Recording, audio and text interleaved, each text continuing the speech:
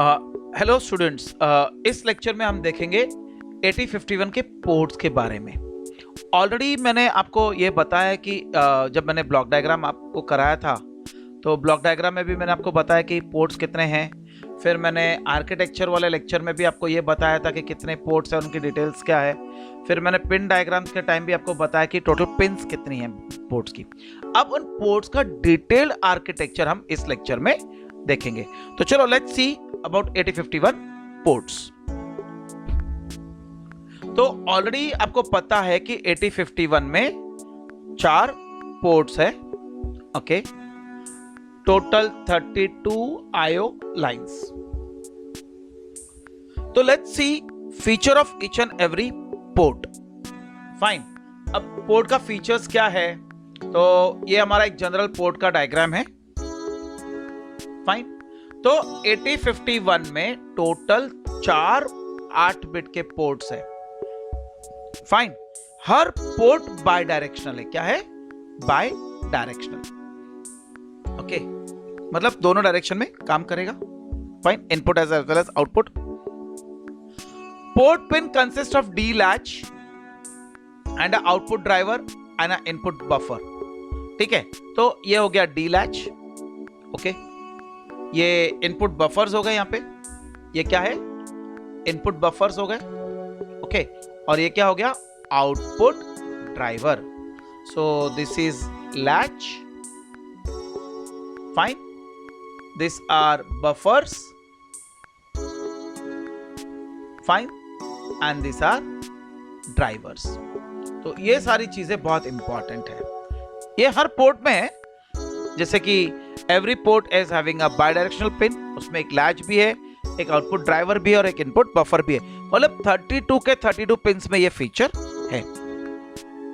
Fine, अच्छा, ये जो पोर्ट है ना, पोर्ट विल बी इधर इनपुट और output, but this is input और output is under software control. जब हम प्रोग्राम लिखेंगे तो प्रोग्राम में हम डिफाइन कर सकते हैं कि ये पोर्ट को हमें इनपुट रखना है या आउटपुट रखना है। Fine, now all these ports can be accessed by bit और byte mode। मैंने आपको ऑलरेडी बताया हुआ है कि चाहिए तो मैं ऐसा P0 करके एक्सेस कर सकता हूं या P0.0 से लेके P0.7 एंड सो ऑन। इस तरह से मैं चारों के चारों पोर्ट्स को एक्सेस कर सकता हूं। फाइन, अब एक चीज ध्यान रखना कि पोर्ट की जो लैच है ना और पोर्ट की पिन्स दोनों अलग अलग चीज है। So this latch is here and this port pin is here। ध्यान रखना कि जो डेटा जो है, the data on the latch does not have the same as data on the pin। So data in latch is not same as data on pin। दोनों अलग अलग चीज है। तो प्रोग्राम लिखते वक्त आपको बहुत ध्यान रखना है कि आपको लैच में से रीड करना है या पिन में से रीड करना है। अगर आपने पिन में से रीड करते वक्त रॉन्ग इंस्ट्रक्शन दे दिया तो आपको लैच का डेटा दे देगा और आपका प्रोग्राम का आउटपुट रॉन्ग आ जाएगा। ये देखेंगे हम आगे थोड़ा डिटेल में। फाइन, तो ये सारी फीचर्स थे किसके? हमारे पोर्ट के। किसके पोर्ट के? 8051 के पोर्ट के। चलो एक बार फास्ट रिकैप कर लेते हैं। ये जो पोर्ट है ना, ये टोटल 4 पोर्ट्स है 8 बिट के, मतलब टोटल 32 IO। उसके अलावा सारे के सारे पोर्ट बाय डायरेक्शनल है। हर पोर्ट में एक लैच है, एक बफर है और एक ड्राइवर है। ठीक है, पोर्ट इनपुट और आउटपुट अंडर सॉफ्टवेयर कंट्रोल हो सकता है। Port can be access in bit and byte addressable mode, मतलब या तो इनकी एड्रेस 0 से एंड होगी या तो इनकी एड्रेस 8 से एंड होगी, क्योंकि वही हमने देखा हुआ बिट एंड बाइट जो दोनों पोर्ट है उनकी एड्रेस या तो 0 से या तो 8 से एंड होती है। ओके, एंड पोर्ट को latch and the ports pins are totally different concept, they cannot be mixed। fine, चलो let's see how I can write to port। अब मुझे पोर्ट में क्या लिखना है? पोर्ट पे लिखना है 1, मतलब हाई लिखना है। मतलब ये जो मेरा P1.x पिन है उस पर डेटा हाई आना चाहिए। तो देखते हैं प्रोसेस क्या है। तो मुझे क्या करना है कि जो इंटरनल लैच है उस पर 1 लिख देना है। यहाँ पे क्या लिखना है? 1। द मोमेंट 1 लिखना है तो क्या हो जाएगा? जैसे मैंने यहाँ पे 1 लिखा, ये 1 लैच में स्टोर हो जाएगा और लैच का आउटपुट क्या आएगा? 1। लैच का आउटपुट 1 आने की वजह से क्या हो जाएगा, ये जो क्यू बार है वो हो जाएगा 0। अब 0 होने की वजह से क्या हो जाएगा, ये जो ट्रांजिस्टर है ना M1 ये हो जाएगा ऑफ। अब जब ये ऑफ होगा ना तो ये करंट यहां पर फ्लो नहीं हो सकता, करंट वोंट फ्लो। तो होगा क्या, फाइनली ये VCC से आउटपुट कनेक्ट हो जाएगा। तो आउटपुट में क्या आ जाएगा, VCC, that is logic 1। So output pin is VCC और you can say output is equals to logic 1। तो आई होप स्टूडेंट्स आपको ये समझ में आ गया कि मुझे 1 पोर्ट पिन पर कैसे लिखना है। 1 लिखने का फायदा क्या है, क्यों लिखना है मुझे 1। तो अगर मैंने पोर्ट पिन को LED कनेक्ट कर रखी है, ओके, इफ आई कनेक्टेड है LED, वो 1 लिखने से LED ग्लो हो जाएगा। अगर मैंने यहाँ पर बजर कनेक्ट करके रखा हुआ है, बजर, तो जैसे मैं 1 लिखूंगा ये बजर बजिंग चालू कर देगा, बजना चालू हो जाएगा। That is what is the simple purpose of writing 1। Now will see how to write 0 on this pin. What I have to do? I have to write 0 on this pin. So how I'll write 0? तो पहले मैं यहाँ पे लिख दूंगा 0. The moment मैं 0 लिखता हूँ, लैच के अंदर क्या स्टोर हो जाएगा, 0। तो Q बार क्या हो जाएगा, 1। Very perfect, because Q and Q bar are complement of each other. अब उससे क्या होने वाला है, ये ट्रांजिस्टर ऑन हो जाएगा and current will start flowing. तो यहां से भी ये करंट ऐसे चले जाएगा अंदर, फाइन। तो यहां पर क्या आ जाएगा, 0। Okay, so you can say the output pin is grounded and output is equals to 0। This is how I can write 0 to the pin. मतलब मैं डायरेक्टली लिख सकता हूं, अगर मैंने इंस्ट्रक्शन लिख दिया सेट बिट P1.0, ये क्या करेगा, P1.0 को हाई कर देगा। अगर मैंने लिखा क्लियर बिट P1.0, तो ये क्या करेगा, P1.0 को लो कर देगा। मींस मैं सीधा सीधा 0 और 1 राइट कर सकता हूं। ये तो हो गया बिट वाइज, ओके। मैं बाइट वाइज भी 1s and 0s लिख सकता हूं, 8 का 8 bit at a time, fine. So I hope friends, students, यहां तक आपको समझ में आ गया कि मुझे 0 और 1 कैसे लिखना है। Now let's see, will go to reading the pin. अब मुझे रीड करना है, क्या करना है, रीड। लेकिन ध्यान रखना, रीड करने के पहले मुझे पिन्स को इनपुट करना बहुत जरूरी है। पिन्स को इनपुट डिफाइन करना बहुत जरूरी है। अगर मैंने इनपुट डिफाइन नहीं किया ना तो डेटा कुछ तो गार्बेज या गलत डेटा आ जाएगा, फाइन। चलो देखते हैं क्या है। तो जैसे ही मैंने इंस्ट्रक्शन लिखा मूव P1, #0FF, मतलब क्या हो गया, 1 1 1 1 1 1 1 1, मतलब हर पिन पे 1 आ गया। द मोमेंट आई राइट 1, अब क्या हो जाएगा, यहां पर 1 आ जाएगा, यहां पे 0 आ जाएगा, बिकॉज Q बार Q का कॉम्प्लीमेंट है। अब आपको तो पता है इसके साथ क्या होने वाला है, यस, ये ट्रांजिस्टर ऑफ हो जाएगा। क्या हो जाएगा, ट्रांजिस्टर ऑफ। अब ट्रांजिस्टर ऑफ होने की वजह से क्या होगा, राइटिंग वाले केस में क्या हो गया था, ये करंट आउटपुट में जा रहा था यहां से इस तरह से, बट अब ऐसा नहीं होगा। अब क्या होगा, यहां का डेटा इस रूट पे आ जाएगा। चलो एनिमेशन में देखते हैं। तो क्या हो जाएगा, इसके बाद जैसे ही मैंने इंस्ट्रक्शन लिखा मूव P1, #0FF, उसके बाद अगर मैंने दूसरा इंस्ट्रक्शन लिखा मूव A, P1, मतलब P1 का डेटा A में आ जाए, तो अब देखो होता क्या एग्जैक्टली। अगर यहां पर 1 था तो ये 1 through this route it will come to buffer, okay. यहां से क्या होगा, ये बफर क्रॉस करेगा, बफर क्रॉस करने के बाद ये CPU के इंटरनल बस में भी चले जाएगा और लैच में भी स्टोर हो जाएगा।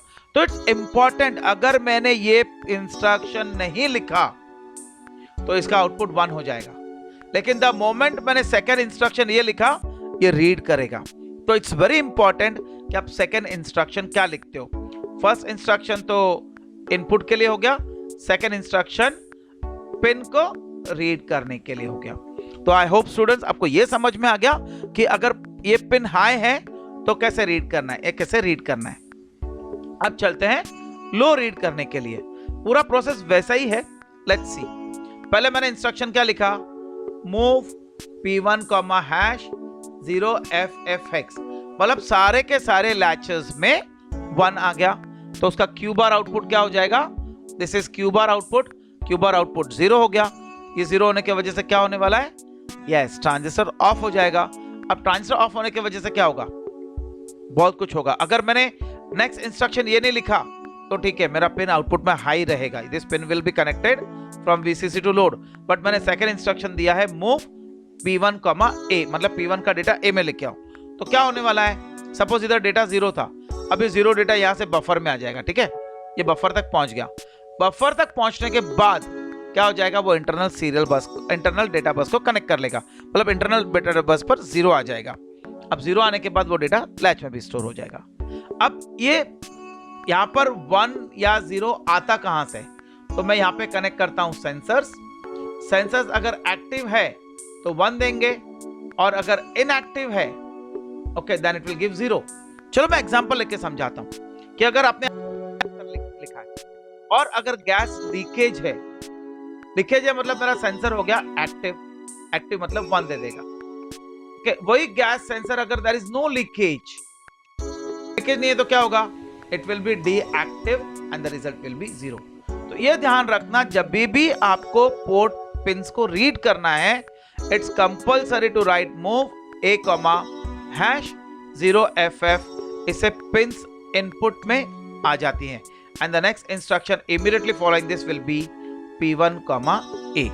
Fine, so I hope students आपको यहाँ पे यहाँ तक समझ में आ गया कि मुझे 1 कैसे लिखना है, 0 कैसे लिखना है, 1 कैसे रीड करना है और 0 कैसे रीड करना है। Fine, and very important thing, हमारे जो 4 पोर्ट्स है, ठीक है, चारों पोर्ट्स में से पोर्ट 0 को इंटरनल रेजिस्टेंस नहीं है, इंटरनल पुल अप रेजिस्टेंस नहीं है, तो उसके वजह से क्या होता है, मुझे एक्सटर्नल पुल अप कनेक्ट करना पड़ता है। अगर इंटरनल पुल अप है तो कनेक्ट करने की जरूरत नहीं, लेकिन पोर्ट 1, पोर्ट 2 और पोर्ट 3 को इंटरनल पुल अप से, सो एक्सटर्नल पुल अप की जरूरत नहीं है, और ये रेजिस्टेंस होता है 10K का।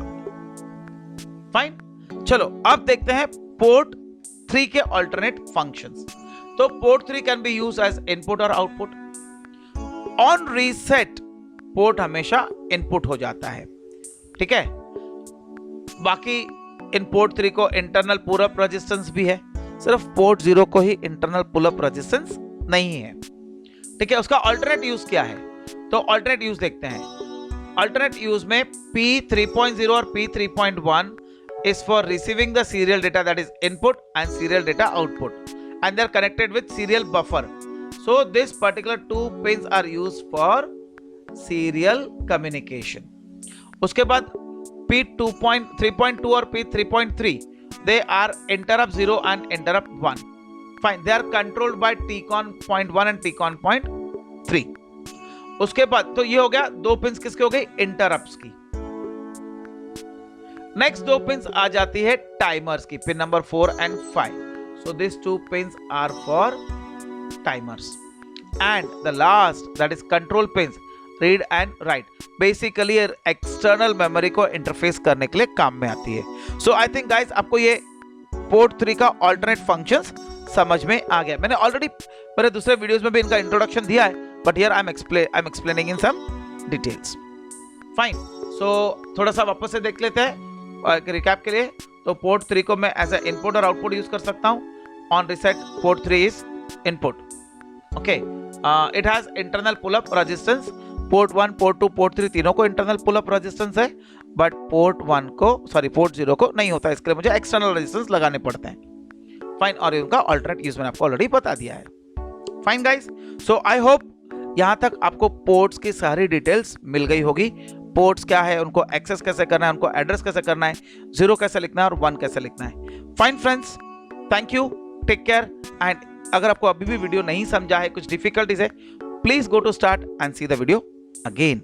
Have a nice time, take care.